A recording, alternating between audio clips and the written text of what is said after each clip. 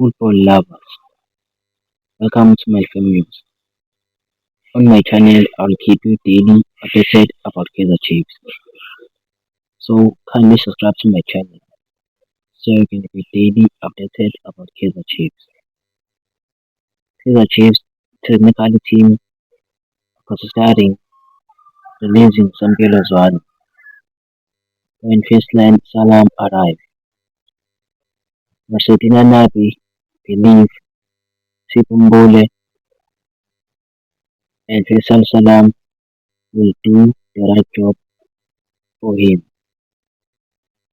Sambi Lozano doesn't have a room anymore. Already, Amazon FC are monetizing his service. It is still not clear whether Sambi Lozano will live on a loan or he will live permanently.